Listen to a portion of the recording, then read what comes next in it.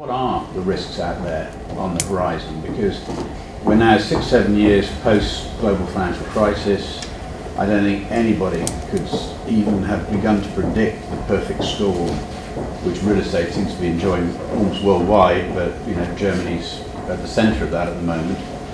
And I just wonder, sort of looking back over a few decades of the property market, whether the next set of risks are going to be less so to do with the financial markets, the real estate markets, the macroeconomic situation, but is possibly going to be more likely the geopolitical situation in terms of stability.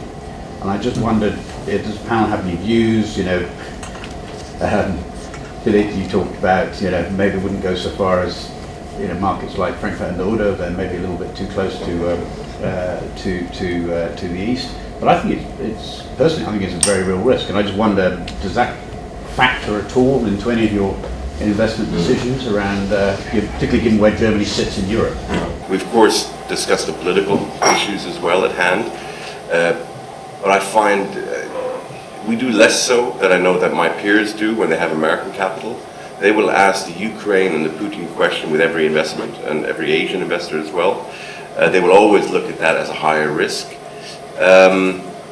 I think, humorously, I said, watch Putin and Brexit, and the combination is obviously keeping us awake.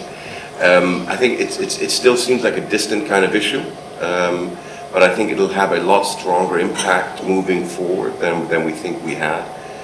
It's something that, again, the human mind, when something new, a new stress line opens up, it takes a while for you to get used to it and then to actually see the implications. And I think that will be one of the issues moving forward.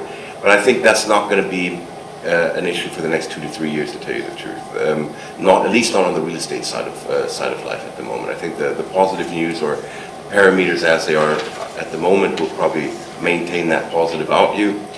Looking forward, I do have an issue. I simply cannot believe that there is this new median of real estate being the new fixed income. It doesn't make any sense. Fixed income has the underlying idea that you get your income back. Real estate, not so much. You get your returns, and if you get your income back to the same bracket, that's the challenge to really see if that's the right one to do. So the comparative that everybody's stressing at the moment, the bund to real estate performance and the gap that's still there and the potential that's still there, I find that a bit disconcerting, because I think it's just too low. The bund yield is just too low, driven out of other parameters than real estate. So it's not the right comparative. And that release, whenever it will come, whichever way that will be, maybe driven by a geopolitical issue or driven by maybe France. If France gets shaky again, and Brexit is kind of putting the focus away from France at the moment. If that doesn't come through properly, then the euro has an issue, and then you have just play through the euro falling through. You wake up in the morning and you've got 16 currencies in your bank account. That's a kind of a strange kind of scenario to look at. It still does, trying to run that through. Good time to put your money into dollars, by the way. That's a potential worry. I don't think the euro is going to fall apart, but the stress on the euro is going to maintain and overlap the macroeconomic development of Europe, and that, with the geopolitical issue, has a true potential black swan mixed in there somewhere that'll come out and wave at us one morning.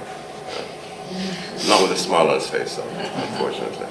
When of course you talk to our American colleagues, and it is in the forefront. When I talk to London, of course, then you'd see more the European picture, and then you see, even if the euro falls apart, then the prospect of Germany will still be one of the best through the export nature of our economy, and of course, a new Deutschmark wouldn't help there, but it wouldn't be the end of the world to have a strong Deutschmark again, and we managed to work with that quite well after World War II. So that wouldn't be an issue. Why not to invest in Germany from our point of view?